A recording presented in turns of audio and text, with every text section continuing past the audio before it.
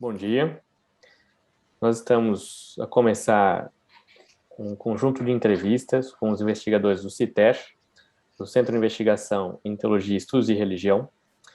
E a ideia dessas nossas entrevistas é partilhar com a comunidade os resultados de investigação de cada um que colabora no investigação sobre o campo de religião, seja em teologia, seja nas diversas áreas que investigam o fenômeno religioso, esse campo da religião. E nós temos hoje aqui, então, para conversar conosco, o José Coutinho, que publicou este livro, Religião em Portugal, Análise Sociológica. Foi publicado pelo ICS, é fruto do seu projeto de investigação que se tornou um elemento importante no seu itinerário, que depois ele vai também falar conosco, porque o Coutinho ele é formado em engenharia agronômica, depois ele fez gestão de empresas no seu mestrado, no ISCTE, e por fim ele fez o doutorado em sociologia, e tem aqui um interesse no campo de religião, que não é evidente no seu currículo, mas que depois podemos aqui conversar com o Coutinho como é que ele chega a esse interesse desse campo de investigação. Mas primeiro eu vou pedir então que o Coutinho nos fale do seu livro, de como ele chega aos resultados dessa investigação, o que propõe no livro, o que pode interessar ao leitor, né? Certamente é um tema bastante interessante para nós, entender a dinâmica sociológica da religião em Portugal, num país que a presença da religião ainda é muito forte, né? Ainda majoritariamente a religião católica é muito forte, mas há minorias também aqui presentes, com relações mais ou menos institucionais, mas o fenômeno religioso em si é bastante vivo, né? E, portanto, é uma chave de leitura bastante interessante a obra do Coutinho. Então, sem mais delongas, eu passo a palavra ao Coutinho e agradeço desde já a sua disposição em apresentar o seu trabalho e depois fazemos uma conversa. Muito obrigado, Coutinho. A palavra é sua. Muito obrigado, Alex Vilas Boas, por começarmos esta ronda de entrevistas com os autores do CITER. Eu vou aqui apresentar brevemente o meu livro. Depois, numa fase seguinte, poderemos então fazer alguma sessão de perguntas e respostas. Bom, o livro Religião em Portugal, Análise Sociológica, ele pretende analisar a religião em Portugal em perspectiva sociológica, como o próprio nome indica. Assenta em análises bibliográficas, teóricas e ou empíricas, o livro emprega, para além da sociologia, a antropologia, a história, a filosofia e a gestão, quando pertinentes. Sendo sociólogo e desenvolvendo a minha investigação sociológica desde o doutoramento no domínio da religião, este livro é o desenlace natural de alguns anos de pesquisa sobre o mesmo. Estando a par do estado da arte neste domínio, concluí que faltava um livro que tratasse vários aspectos essenciais do mesmo e de forma atualizada. Assim, este livro pretende preencher esta lacuna na sociologia da religião em Portugal. Apesar de ser um livro que apresenta capítulos autónomos, mas interrelacionados, há duas grandes questões que norteiam o livro.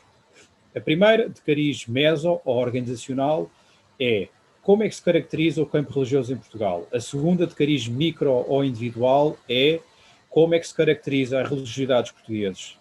Pode considerar-se ainda uma terceira pergunta, associada à segunda, que é como se caracteriza a religiosidade jovem em Portugal.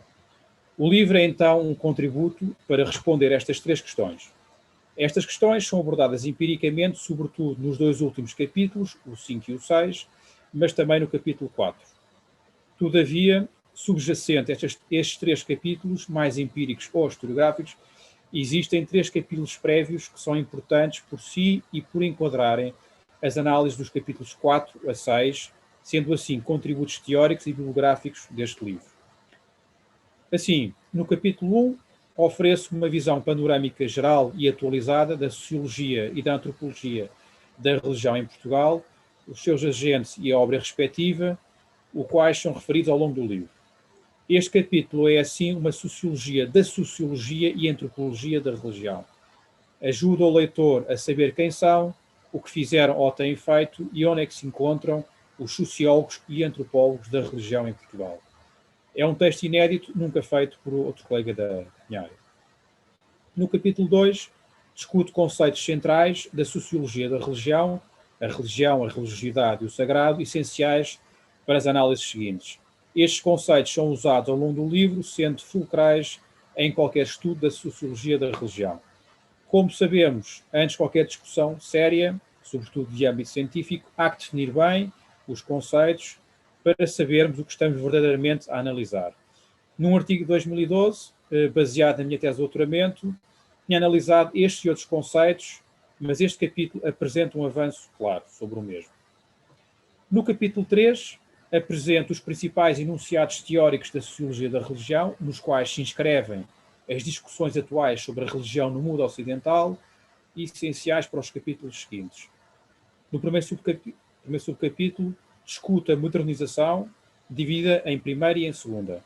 No segundo subcapítulo, discute a secularização, a face religiosa da modernização, dividindo em 4 partes. Primeiro, as raízes das duas linhagens filosóficas a que pertencem Durkheim e Weber, respectivamente. Segundo, os contributos destes 2 autores. Terceiro, as teorias da secularização originais dos anos 60, descendentes dos mesmos autores. E, por último, quarto, as teorias sucessoras das teorias clássicas que as contestam ou as seguem. É o texto teórico principal deste livro, essencial para informar todas as análises seguintes. Provavelmente, os leitores mais inclinados para a teoria sociológica e ou para a filosofia encontrarão aqui muitos pontos de interesse. No capítulo 4, analisa a secularização na sociedade portuguesa da fundação de Portugal até à atualidade, para se apreenderem tendências e para se enquadrarem os 2 capítulos seguintes. Este é o capítulo historiográfico que dividi em 2 partes. A primeira, em que analisa os níveis macro e meso, a segunda, em que analisa o nível micro. É um capítulo cheio de referências históricas em que os leitores hão de recordar, em algumas passagens, momentos da nossa história, sobretudo os mais versados e ou interessados por história. Aqui podem cruzar os seus conhecimentos com a análise sociológica da religião em Portugal, complementando o que já sabem sobre a nossa história.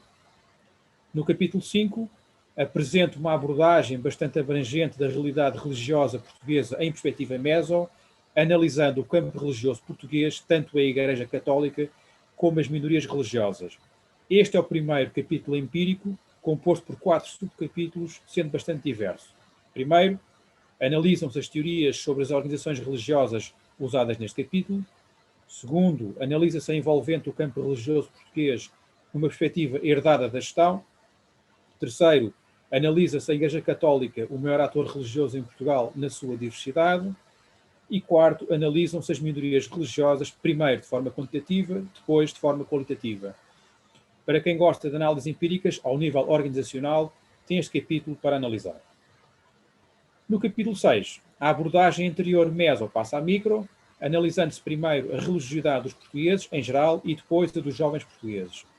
No primeiro subcapítulo, analisa-se a religiosidade assente na conceptualização da socióloga francesa Hervé Léger, para a qual há 3 tipos religiosos na nossa modernidade: praticante, peregrino e convertido. Com base em várias bases de dados, analisam-se os dados disponíveis para caracterizar a situação portuguesa, comparando-a com a Europa católica, de matriz católica. No segundo subcapítulo, analisa-se primeiro a juventude portuguesa, assenta em vários indicadores, fazendo-se depois a análise da religiosidade dos jovens portugueses, usando exatamente o método do primeiro subcapítulo. Neste capítulo, fica nitidamente caracterizada a religiosidade dos portugueses em geral e dos jovens em particular. Em suma, para terminarmos, este livro caracteriza empiricamente o campo religioso em Portugal, dominado pelo catolicismo e a religiosidade dos portugueses, sobretudo dos jovens. Refira-se, porém, que esta análise empírica assenta em discussões teóricas baseadas em disciplinas para a sociologia e da antropologia, como a filosofia e a história, por exemplo, que enriquecem a obra. Este livro tem ainda um ponto forte relevante, que são os vários resumos que oferece nos capítulos, nos subcapítulos ou nas secções, para além do resumo final. Ajudam o leitor a sumarizar a informação oferecida. Mas melhor do que falar sobre o livro é lê-lo. Muito obrigado.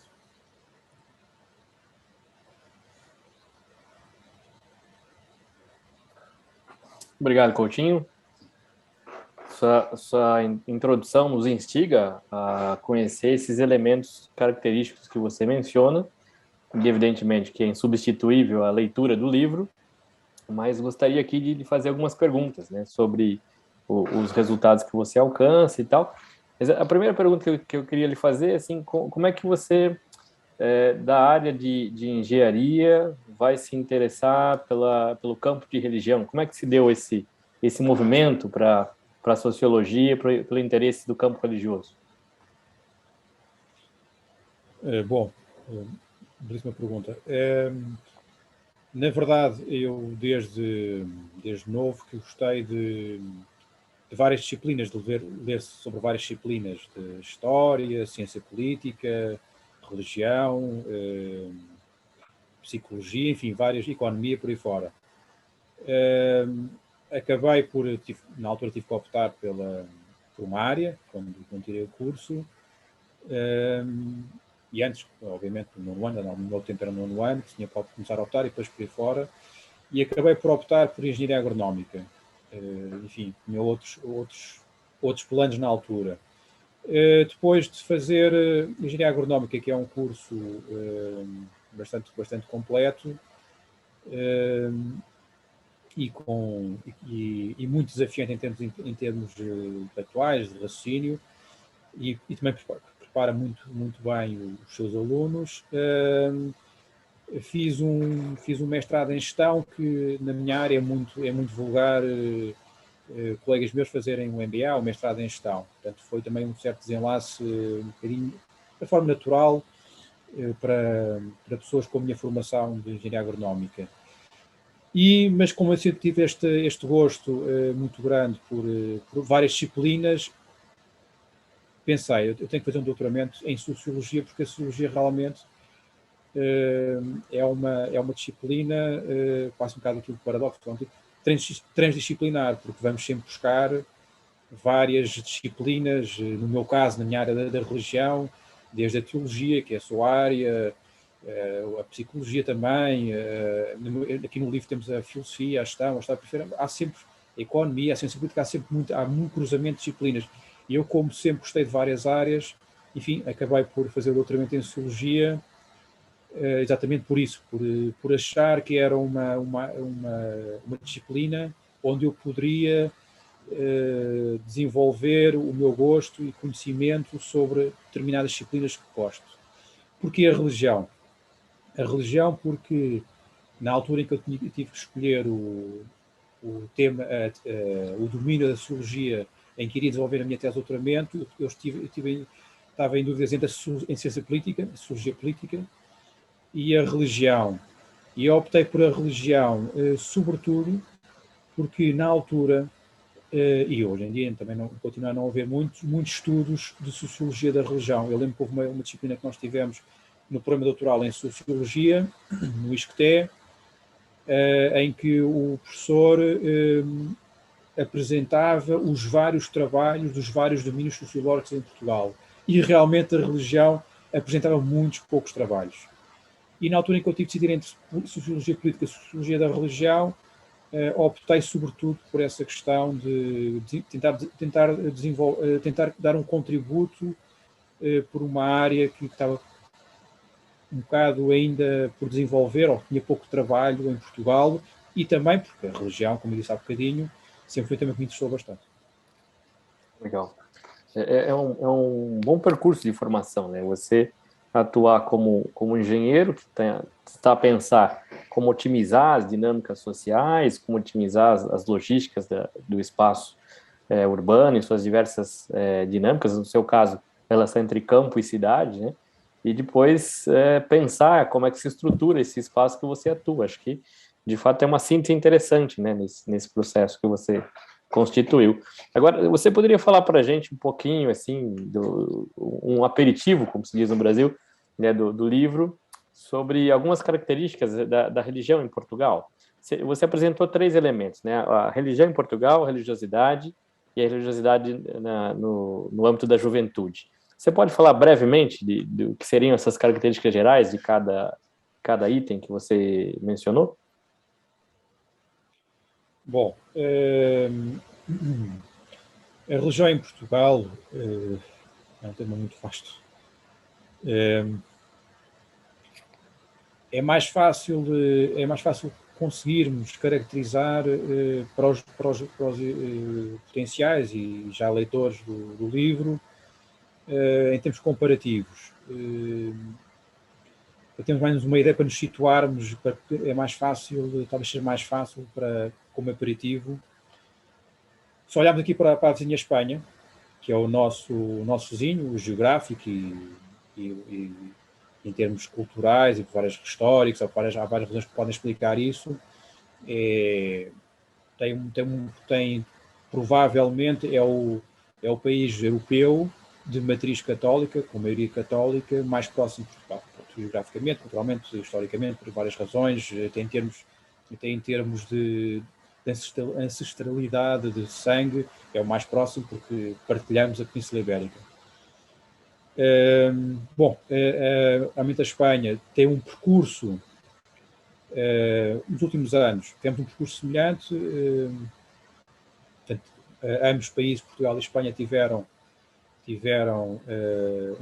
regimes autoritários, o franquismo em Espanha, o salazarismo, o Estado Novo em Portugal.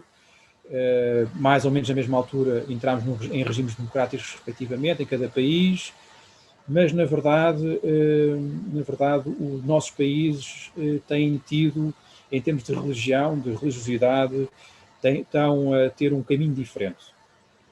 Realmente Espanha está a entrar num registro religioso em claro decréscimo. Em Portugal não é tanto assim. Em Portugal, enfim, os indicadores, isto também é uma questão que é muito discutível. Quando se fala em religiosidade, aqui uma parte que é importante para outros perceberem. Isso é um assunto complexo e não há um indicador que realmente diga é assim. Portugal ou Espanha ou outro país da Europa ou do mundo é menos religioso por isto. Não. Tem que se olhar sempre para várias dimensões e normalmente nos estudos que tenho feito tento usar sempre 4 dimensões que eu defino e vou buscar aos outros autores: a comunidade, que é a pertença religiosa, neste caso a pertença católica, as crenças, pode ser crença em Deus, crença no inferno, crença no céu, as práticas, sobretudo a frequência dos serviços religiosos, no caso católicos na missa, e a norma, que é atitudes em relação a vários aspectos, sobretudo da vida e da sexualidade, que criam mais clivagens em relação aos restantes aspectos, portanto, em relação à homossexualidade, a eutanásia, o aborto, por aí fora, o divórcio, eventualmente também. Enfim, para se conseguir dar uma imagem mais rigorosa e abrangente do que se passa numa realidade concreta, convém sermos multidimensionais.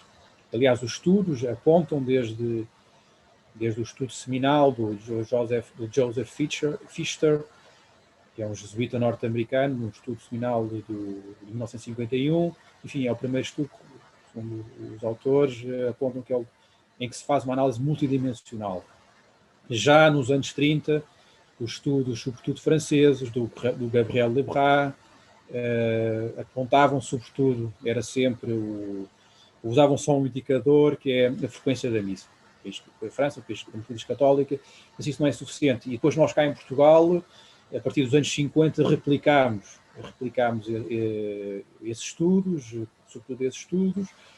sobretudo a partir do Dom Manuel Franco Falcão, na altura não era ainda, estava no Seminário de Olivais, foi, entanto, bispo emérito de Beja, foi um pioneiro cá em Portugal nesses estudos, e realmente esses estudos usavam esse indicador, mas esse indicador realmente não é suficiente.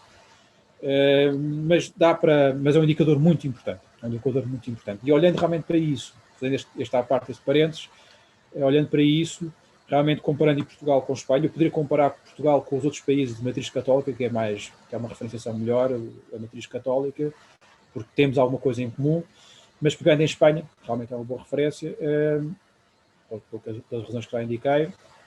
Portugal está a ter um percurso diferente, a Espanha está num claro crescimento, e Portugal enfim, está num decréscimo que vai um bocadinho ao encontro do que se passa no mundo ocidental,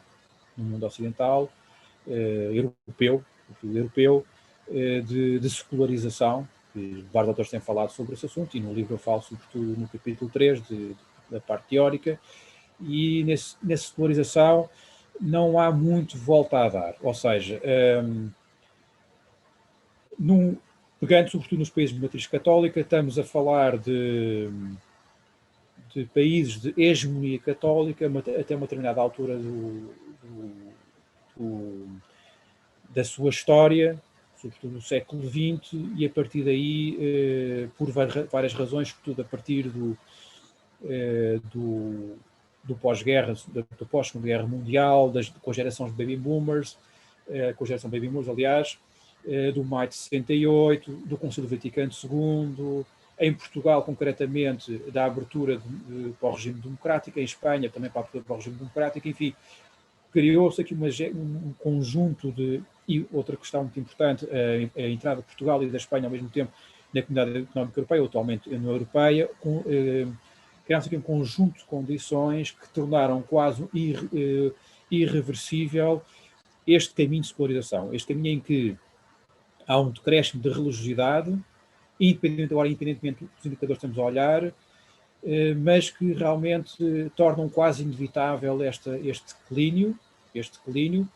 Vamos pôr de parte aqui os países ex-comunistas, que são um bocadinho mundo à parte, mas têm vários traços em comum connosco, sobretudo agora, nos últimos anos em que estão a aproximar, estão em convergência claramente com a União Europeia e com os indicadores socioeconómicos. Bom, mas de maneira geral, realmente há aqui um declínio. Há um declínio que é quase irreversível e sobretudo nos jovens. Os jovens porquê? Porque os jovens estão mais abertos à modernização, foram criados num mundo em constante mudança, num mundo de descontinuidade, pegando no conceito muito interessante do Zygmunt Bauman, da modernidade líquida. Realmente vivemos numa modernidade líquida em que não há... A modernidade sólida ficou para trás e está tudo, há constantes rupturas com descontinuidades, pegando outro autor muito importante, o Juli Povetsky, ele fala da hipermodernidade, ele fala de uma inovação constante, enfim, estamos sempre à espera de novidades. E realmente, num mundo, uma modernidade assim, modernidade tardia, do Giddens, é muito difícil manter as linhagens crentes, que é um conceito que a Hervé Léger, criado pela Hervé Léger, é muito interessante. A transmissão, a memória religiosa é muito difícil ser mantida. E, portanto, isto é inevitável. Num mundo assim, é inevitável. Mas, ao mesmo tempo, pelo contrário, nota-se, sobretudo agora pegando nos jovens e tentando responder à sua questão, até no projeto que vamos desenvolver em breve, há muitos movimentos juvenis em Portugal, católicos. Não só estritamente católicos, mas também para a população em geral, ou para um segmento populacional, e que tem uma secção juvenil. Portanto, e não estão em decadência. Quer dizer, há realmente... a Igreja Católica em Portugal, nomeadamente junto dos jovens, mantém a sua importância com estes movimentos juvenis, sobretudo com o alento dado pelo Concílio Vaticano II, os grupos paroquiais, que estão ou não cruzados, em alguns casos, com estes movimentos. Portanto, há dinâmica, e a dinâmica mantém-se. Até que ponto é que essa dinâmica se mantém? Também é um eventual estudo que faremos em breve, veremos isso melhor. Mas realmente mantém-se. Outro aspecto muito interessante é a Missão País, que foi um movimento criado nas universidades, para os universitários, e que também está em franco crescimento e que está a dar também um alento à religião católica em Portugal. Portanto, isto são sinais de que a religião em Portugal se mantém, nomeadamente entre os jovens. E um aspecto muito importante, realmente Fátima é um dos principais santuários marianos internacionais, onde vêm milhões de pessoas todos os anos, e onde, para os católicos que acreditam, onde Nossa Senhora, a Virgem Maria, disse à irmã Lúcia, que a fé nunca desapareceria em Portugal. Portanto, enfim, realmente Portugal é um país único, tem um conjunto de características, tem santuário mariano, tem um conjunto de movimentos católicos que continuam a ter importância. Este é um país que está em crescimento, e realmente, apesar de estar os indicadores vão mostrando que há um declínio, mas isso é inevitável, como eu disse. Há sempre, e é isso onde eu queria chegar, há sempre católicos convictos.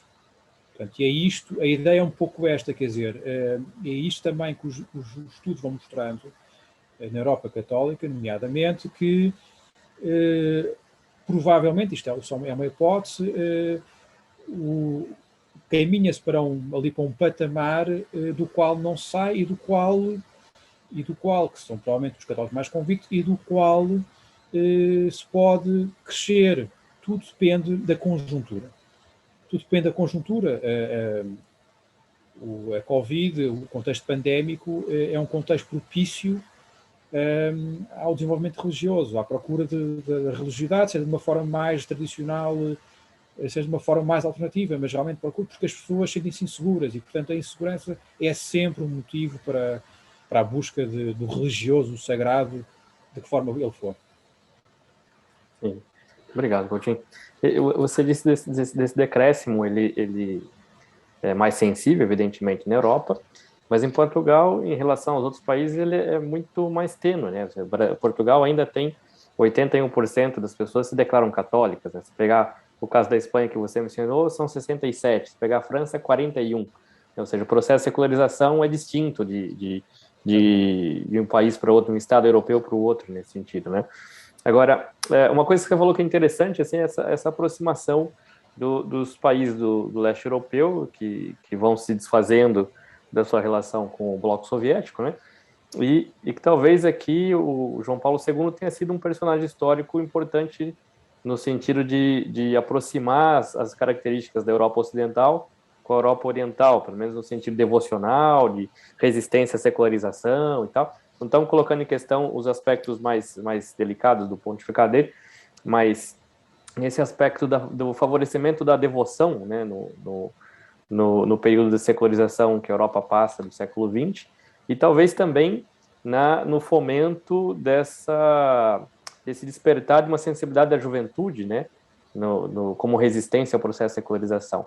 Você vê essa conexão do leste europeu com a Europa Ocidental por meio desse aumento de devoção, sobretudo no Papa João Paulo II? Teriam outros fatores, ou não é por aí? O que você acha disso? Bom, realmente o Papa João Paulo II, que marcou o pontificado, ora foram, salvo 27 anos, de 78 a 2005, foi um pontificado quase 30 anos, e que marcou uma altura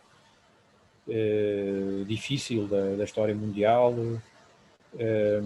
Ainda estavam no mundo ainda muito marcado pela bipolaridade Estados Unidos-União Soviética, ou Estados Unidos / mundo matriz comunista. Quer dizer, o Papa João Paulo II foi uma figura central, e continua a ser muito marcante no mundo para os católicos.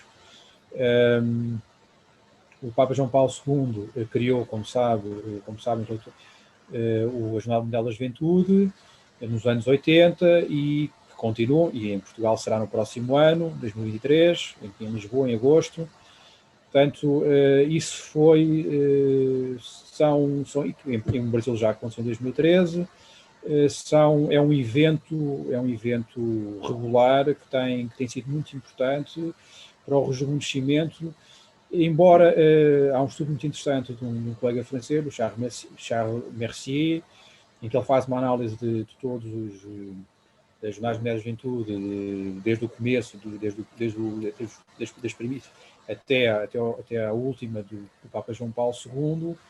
É uma coisa que o Charles Mercier diz, é que realmente as Jornadas da Juventude são muito importantes, sem dúvida, para o mundo católico, mas os efeitos são efeitos mais de curto e médio prazo, quer dizer, não é tanto de longo prazo, porque, enfim, em termos de religião, de aproximação, isso, enfim, seria interessante estudar isso no próximo ano, quais é que são os efeitos das não juventude cá em Portugal, quem é que vem cá, qual é que é a sua relação com a religião, são os mais ou menos católicos, enfim, à partida, os que vêm de longe são os mais convictos, os que estão cá em Portugal, é um catch-all, quer dizer, vai-se buscar pessoas de todo tipo, não só católicos, mas jovens, e não jovens também, de todos os tipos, quer dizer, como também ao Santuário de Fátima também vão pessoas, não vão só católicos, vão pessoas de várias religiões.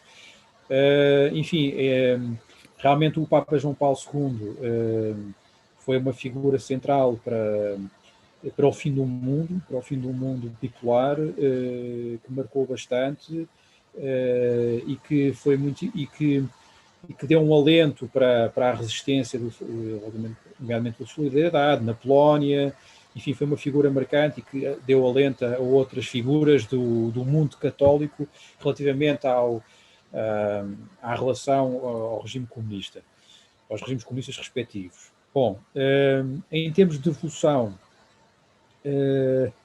a verdade é que os países da Europa Central e Oriental de matriz católica estão também num processo de declínio, quer dizer, não há, isso é inevitável, e sobretudo olhando para os jovens isso é claríssimo, não há um único caso, olhando para os jovens, vamos focar aqui nos jovens, para os jovens de todos os países de matriz católica, não há um único caso nas últimas décadas, e olhando para os inquéritos europeus, do European Value Study, do European Social Survey, não há um único caso de aumento. É tudo declínio e, portanto, como eu disse há bocadinho, estamos aqui num processo de polarização que também abrange os países da Europa Central e Oriental. Houve ali uma altura realmente a seguir à queda dos respectivos regimes comunistas, em que se poderia esperar e que se observou eventualmente algum crescimento, algum crescimento, mas agora, olhando mais para o longo prazo, tem havido um decréscimo, porque, como eu disse há bocadinho, quer dizer, o processo de modernização realmente é um bocadinho assambarcador e não dá muitas hipóteses de resposta. Apesar daquilo que eu disse há pouco, quer dizer, há sempre tendência e contratendências e há sempre movimentos, sobretudo de cariz conservador, mais ou menos conservador, que estão a fazer caminho e que, enfim, que fazem uma contratendência à secularização. E existe uma coisa que me parece importante, né, nessa questão, que é, por um lado, o Wojtyła ele foi um personagem importante para a questão do combate à secularização, sobretudo oriundo aí do mundo soviético e tal, né?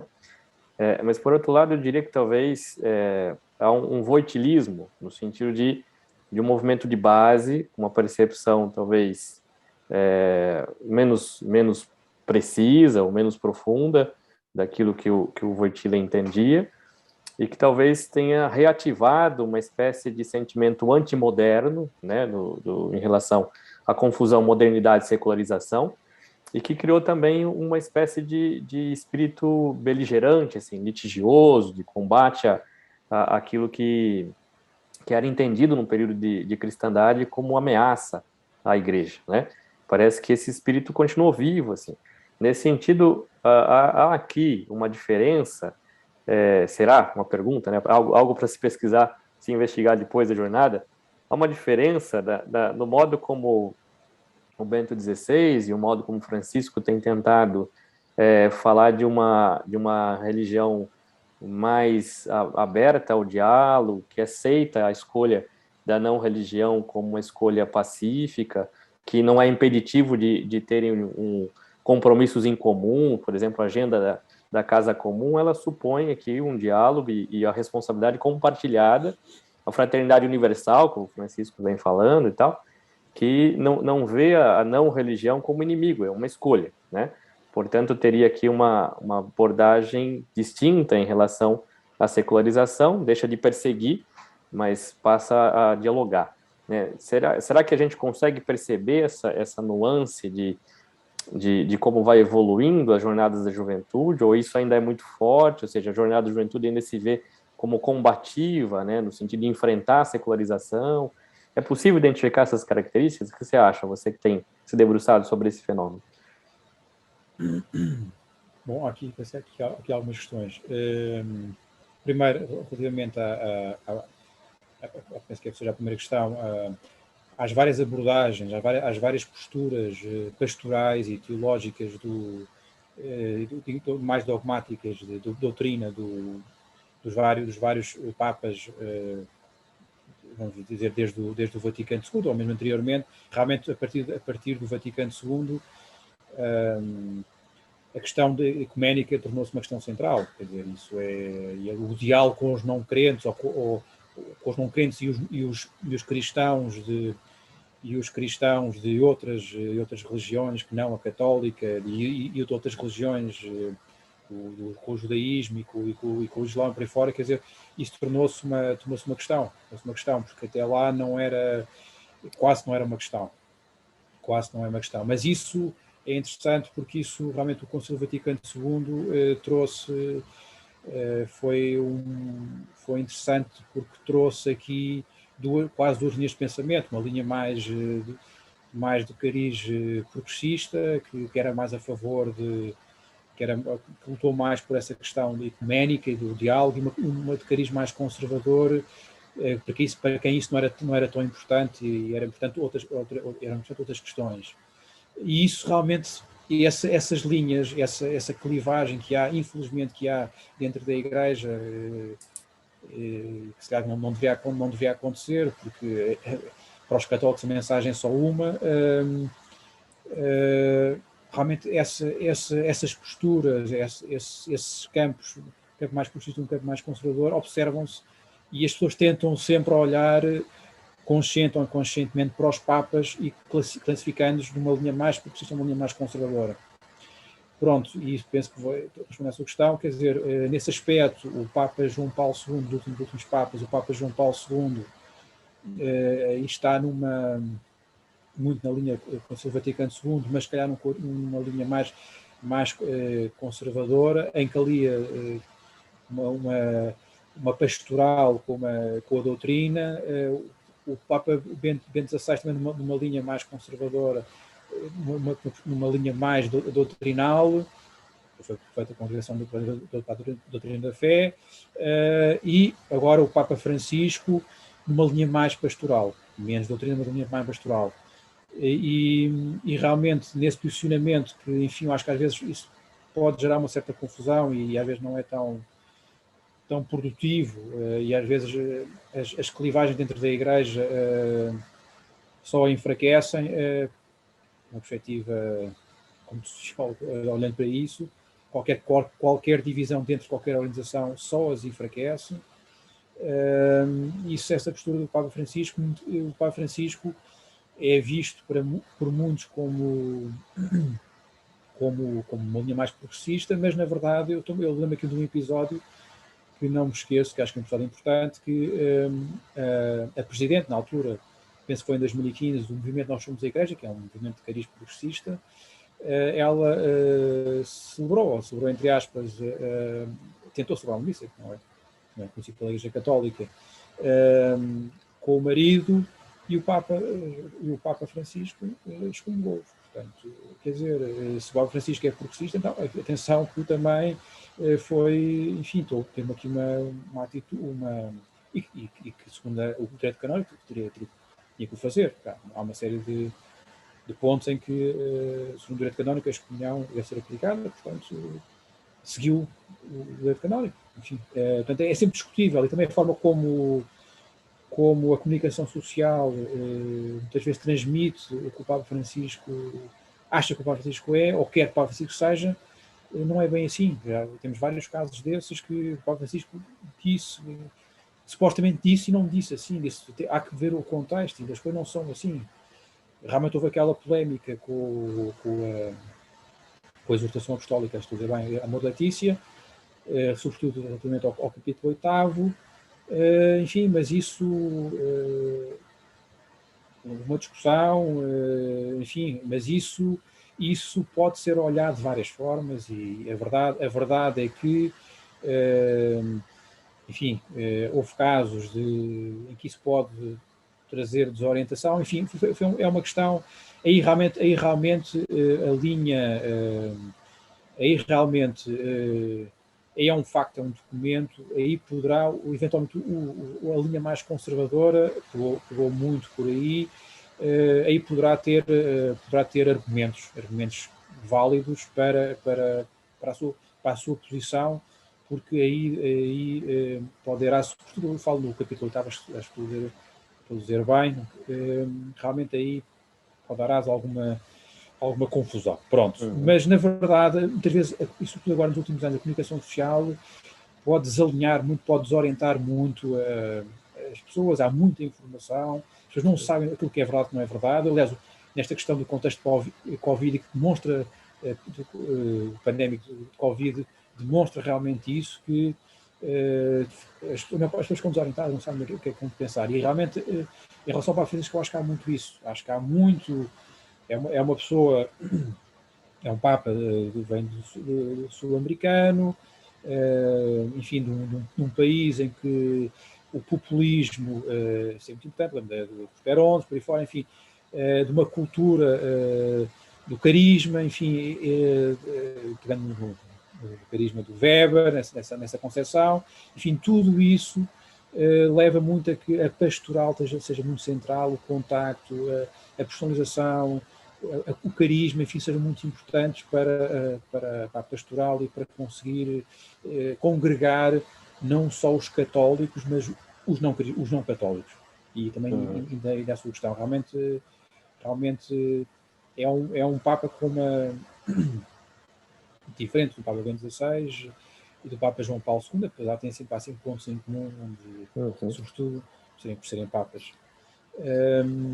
Em relação à sua questão do...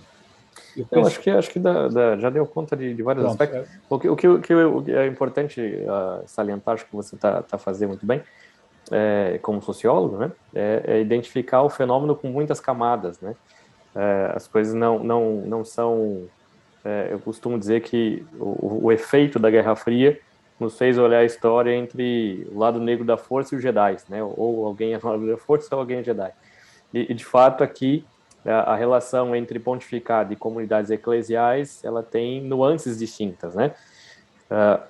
Eu gosto de falar do voitilismo, por exemplo, porque se o João Paulo II foi identificado numa agenda mais conservadora, no que diz respeito ao diálogo interreligioso, ele foi extremamente de vanguarda, né?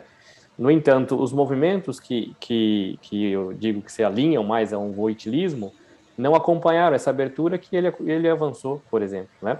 Então, você mencionou aqui também o caso contrário agora, ou seja, se essa tentativa de enquadrar muito dentro de uma agenda de vanguarda ou de conservadorismo encontra pontos que implodem essa relação. Você mencionou agora o Francisco, que não acompanhou exatamente, né, uma agenda de uma expressão eclesial específica. Então, nesse sentido, eu penso que nós temos aqui as bases projetando, né, um imaginário sobre esses pontificados, de modo a reduzir a complexidade do papel do pontificado, que é muito mais delicada, densa e complexa, do que uma mera projeção de conservador ou vanguarda, né? Tem questões muito mais complexas envolvidas nisso, né? Nesse sentido, por exemplo, que eu digo que o Bento XVI, por mais que ele tenha uma visão, no que diz respeito, por exemplo, a alguns autores que ele foi interlocutor, como Habermas, por exemplo, por mais que ele tenha uma visão distinta e mantenha uma certa tradição ontológica de pensar, ele no pontificado dele nunca condenou nenhum teólogo, não teve nenhum teólogo que foi silenciado, ou seja, alguém aberto ao diálogo, alguém aberto ao debate, ainda que ele mantenha suas posições.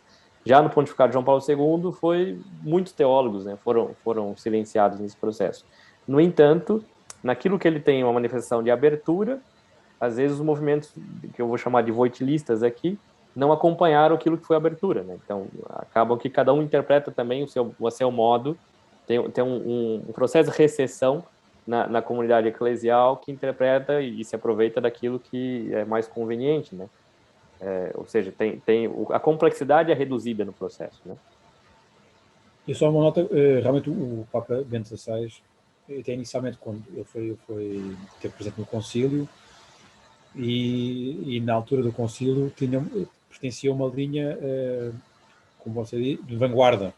Portanto, e depois teve um percurso que foi mais para a linha conservadora. Mas lá está, eu pensar um pouco disso, essa questão conservadora era uma questão que nem se colocava, quer dizer, era uma questão que nem se colocava e que acho que ficou mais patente, sobretudo a partir do Concílio Vaticano II, e realmente, como disse há bocadinho, o Concílio Vaticano II foi palco de um, não quero usar a palavra conflito, que é uma palavra forte mais, mas de duas linhas que se digladiaram, quer dizer, que uma linha mais de vanguarda, como disse há bocadinho, e uma linha mais conservadora. Uma linha conservadora, no fundo, manter aquilo que estava, conservar, e a linha de vanguarda que queria ir mais além, nomeadamente no economismo, na liberdade religiosa, por aí fora, uma série de questões, na liturgia, enfim, várias coisas. Realmente é isso, quer dizer, é pena que assim seja, porque realmente, e falando numa perspectiva sociológica também da gestão, quer dizer, qualquer organização dividida só perde com isso. Ou talvez entender como expressão plural, né? No sentido de se consegue um diálogo interno no seio da instituição, no sentido de respeitar as expressões de interpretação do pós-Vaticano II, nós teríamos aqui não uma divisão, mas um novo capítulo, né? De pensar um catolicismo moderno que tem expressões distintas mesmo dentro de uma única instituição.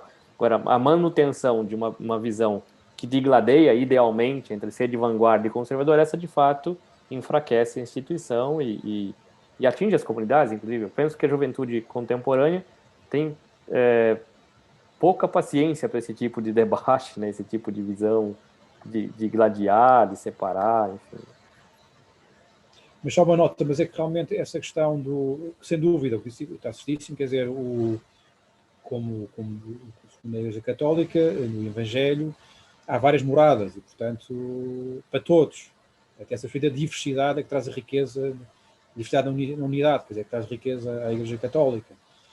Mas o problema é quando essa diversidade vai para além daquilo que, infelizmente, há notícias de situações um bocadinho preocupantes para a Igreja Católica de eventuais dissensões e que sair. Isso é que porque a diversidade, a discussão é sempre plural, é sempre rica e isso faz avançar qualquer organização, católica ou não católica, faz organizar. E lá são os desafios, na minha perspectiva, as ameaças, que eu acho que são sempre oportunidades que fazem avançar. Aliás, se virmos, foi nas grandes heresias, das heterodoxias para a Igreja Católica, que a Igreja foi obrigada a definir a sua postura doutrinal. Portanto, são sempre oportunidades para o crescimento. Mas o problema é quando pode haver ali um ponto de não retorno, de ruptura, e uma parte parece não quer estar a fazer parte da unidade. Pronto, isso é que eu estou a dizer. Sem dúvida, a diversidade, mas que dentro do respeitem as regras do jogo. Uhum, sim. Acho que esse é um objetivo tão importante da investigação, é identificar as várias camadas, vários grupos, as várias narrativas, né? Talvez ajudar a tirar a impressão desse a gente brinca no Brasil, fala Fla-Flu, né? Que é o campeonato entre Flamengo e Fluminense, né? Então, essa visão bipolar dificulta identificar os níveis de percepção, as diferenças, as possibilidades de diálogo, né? Então, acho que clarificar esse processo mais complexo é um papel importante, né, da investigação, né? Porque, por vezes, o grupo separatista é um grupo muito pequeno, mas quando a gente divide as coisas entre um lado e outro, eles acabam ganhando mais volume, mais visibilidade do que realmente são, né? Pois, as minorias, normalmente costuma dizer, as minorias que mudam a história são minorias, são poucos. Pois, exatamente. Mas têm muita vontade e têm uma vontade muito grande de mudar e acabam por conseguir convencer os outros e fazer com que as coisas aconteçam. Capitaliza simbolicamente mais do que efetivamente são. Né? Exatamente. Muito bem, Coutinho. Obrigado por essa conversa. Obrigado por apresentar o seu trabalho. Obrigado. Eu vou aqui partilhar mais uma vez a capa do seu livro, né, que é Religião em Portugal, Análise Sociológica. Nós estamos aqui em vias de receber a Jornada Juventude em Portugal. Para quem queira compreender o fenômeno um pouquinho mais amplo, tem aqui uma boa sugestão de leitura, que é o livro do Coutinho, que pode ser encontrado no site do Esquité. Nós vamos deixar aqui na página do O YouTube do ICS, ICS. Esquité. ICS, desculpa. ICS, não. ICS. O Esquité é onde você fez o Doutoramento, mestrado, sim, o sim. doutoramento. É ao lado. Sim, sim, exato. Nós vamos deixar o link de quem quiser ter acesso à obra, né, pode aqui encontrar na página esse belo trabalho que muito nos enriquece aqui no CITES. Então, obrigado, Coutinho, obrigado pelo seu trabalho e convido as pessoas a conhecerem essa belíssima investigação que você realizou e partilha conosco os resultados. Um grande abraço. Vilas Boas, muito obrigado. Obrigado pelo convite e espero que o livro seja útil para os leitores. Muito obrigado.